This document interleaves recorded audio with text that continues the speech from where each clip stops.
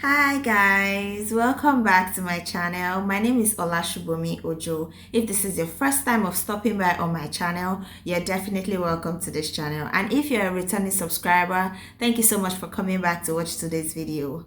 Yeah, I'm also going to use this opportunity to say thank you so much for all of your comments, your likes, your subscriptions, your share, and everything. Thank you so much for reaching out to me via those mediums. They are all cited, appreciated, and loved. So, in today's video, what I'll be talking to you guys about is the things that you probably did not know or the things you do not know while choosing a university to study in the UK, and I'm sure this is also applicable to other countries as well. So if you're interested in that kind of content, please keep watching and let's move straight into today's video. Catch you guys. Now, the first point is look for a university in a location where you have friends, family, or acquaintances. Now, I'm going to be telling you why that is very important. Obviously, in most cases, if you go to a place where you do not have anyone who can guide you, you might find it really hard to settle in. Like, it might take a lot of time for you to settle into your new location. And coupled with the fact that you have to get a job to do, you have to get accommodation, you have to get so many things, especially if you're coming in with your family, it might be very tedious. So that's why it's important for you to have like a background person, like a guide in a location where you'll be choosing your university. Now, in my own case, I had a lot of my husband's friend, that's my spouse. He had a lot of friends in the location where we are at the moment, so it made it really easy for me to dive into the environment. They helped me with my map. They helped me with getting on the bus. They helped me with my bank account. Like, they helped me with so many other things when I first came into this location, and it made it seamless and easy for me. Thank God for their lives, because of course if they weren't there, fine, I would have survived, but it might have taken a longer time for me to really get to know the environment or get myself acquainted with the environment, but they were there as guides for me. So step one, ensure that while choosing a university of choice, you choose a location where you have friends, family, acquaintances, or people you basically know. That's the first point. Now, point two, it is important to check out your tuition fee. Now, we all know that everybody wants a university that is low, cheap school fee. And even if the tuition fee is high, you need to understand that, oh, my school must have a good payment plan. And this point also falls back to point one, which I mentioned earlier, that it's really important for you to have people in that uni or in the location that can help you. Definitely, if you have somebody in that location, that person might have somebody who knows somebody somewhere that is also in your school, who can advise and say, oh, truly, the school has a very good payment plan. Oh, the school will permit you to pay 3 times. Your 50%, your remaining 50% 3 times or 4 times or 5 times. Payment plans that are good enough for you as a student. Because most universities will say, oh, you have to pay 50% of your tuition and then you pay the remaining 50% on a payment plan when you get to the United Kingdom or when you get to the location. So that's why it's very important to have people in the background. Yes, people in the background that will say, oh, what they wrote on the website is true. Because a lot of schools will say on their website too, just to get students, they will say you pay 50% before you come, and then when you get here you pay 50% on installments. You can pay it 5 times, and when you get to the school you realize that the school is already bombarding you with emails and messages for you to complete your tuition, which puts most people under unnecessary pressure.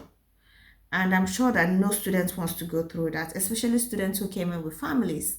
So that's why it's very important to check out the truth about what you can cite on the school's websites. I hope that point is clear enough. Tuition fee, low tuition fee, but a good payment plan. Now, when it comes to choosing a university, I would advise that you pick a preferred course. Yes. Now, picking a preferred course, it's a different thing when you pick a course that you do not have interest in, and it's a different thing when you pick a course that you have interest in. Now, if you have interest in something, it makes it easier for you, even when the storms and the storms of that thing comes up. The fact that you have interest in it makes it easier for you to scale through with the help of God. Now, at the moment, I'm currently studying human resource management, and I was a customer service person back in one of the pension companies in Nigeria before I moved. Now, I had always wanted to be in like the background and managing the other staffs in the organization. So that was one of the reasons why I decided to opt for human resource management.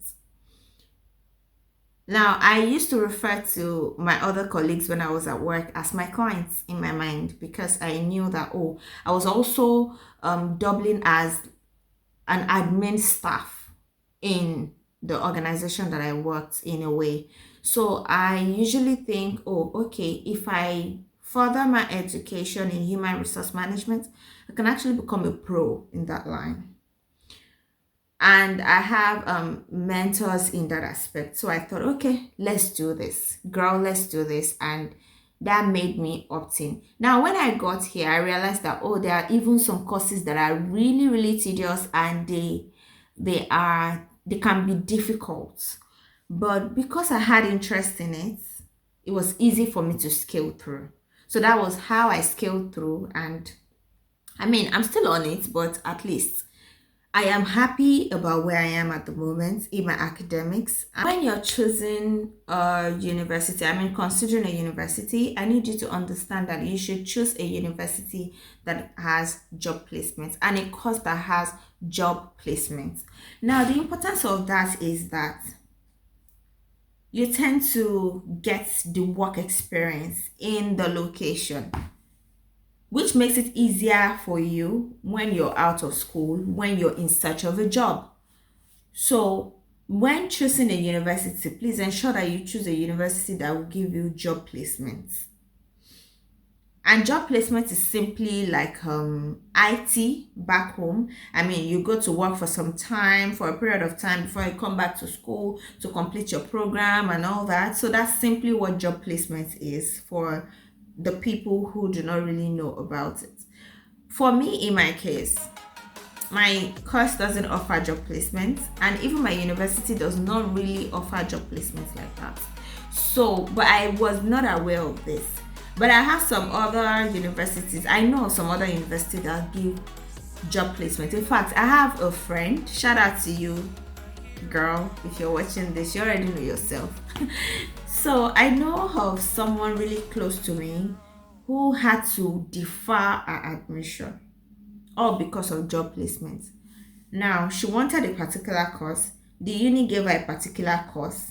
Now, this course she wanted had job placement, but the uni gave her a course that did not have job placement. But she was supposed to resume January. She was supposed to be January intake. But because she wanted that particular course with the job placement, and that was her preferred course, she had to wait, and she's just coming in September. So that's how important job placement can be for some people. So I would advise, if you're considering a university, make sure it is one that has job placement, make sure it's your preferred course, and make sure it's in a location where you have family, friends, or acquaintances. It makes life easier for you. And finally, the last thing to consider when you're choosing a university is to ensure that you choose a university that is not in an expensive environment. Now, almost everybody knows that London is expensive. London is expensive. Like England itself is expensive. While there are also some parts of England that are not so expensive, but I mean, imagine me coming in with my family. I am a newbie. Yeah, that's the word. I'm a newbie. I'm a fresher.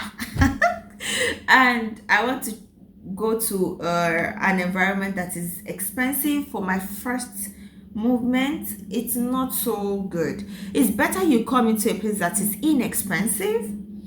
When you're done with your school, then you can go to the expensive city, you know.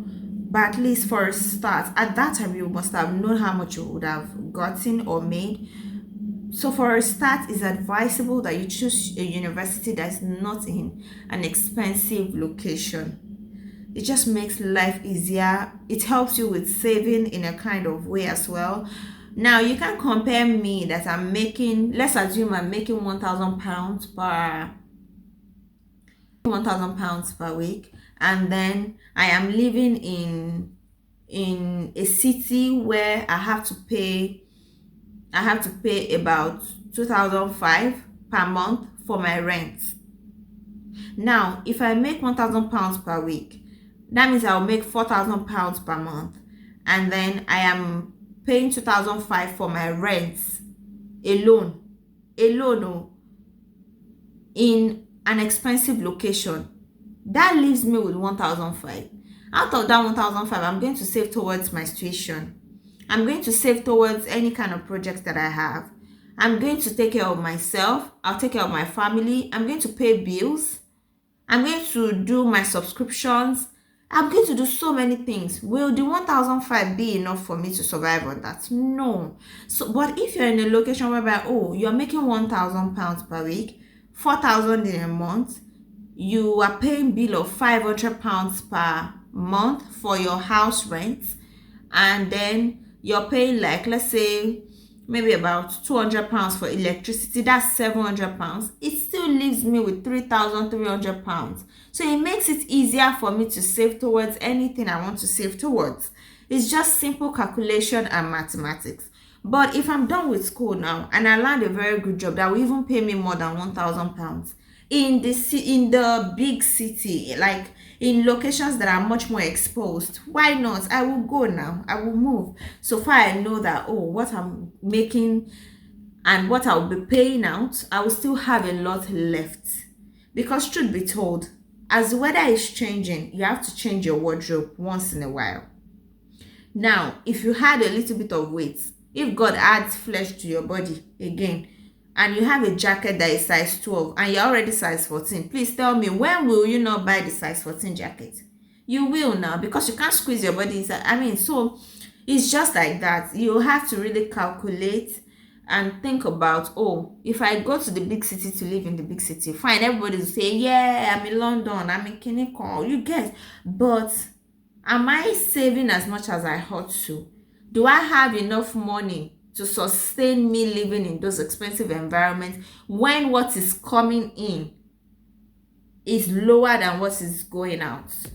And nobody wants to live on debt. I mean, the kind of channel I'm building, I'm sure that I have subscribers who are not lovers of debt. So, I mean, one has to be very careful. Simply put, pick an environment, pick your university in an environment that is not so expensive. Yes, so you'll be able to save up, pay your tuition with peace of mind, and gently moving on with your life and enjoying your life. Okay. And with all these tips, I've come to the end of today's video. If you like this video, please don't forget to share, like, subscribe, pass your comments, add more points if you have more points. But I believe that I've actually touched a whole lot of points on this video about the topic for today. So please do not forget to do the needful on this video. Subscribe, like, comment. I'll be sure to respond to all comments that I get. Absolutely. Thank you all so much for sticking around up to this moment. And till I see you next time, have a lovely day, week, month, whatever the case is ahead of you. Stay in love, stay in peace, stay blessed. God bless you guys.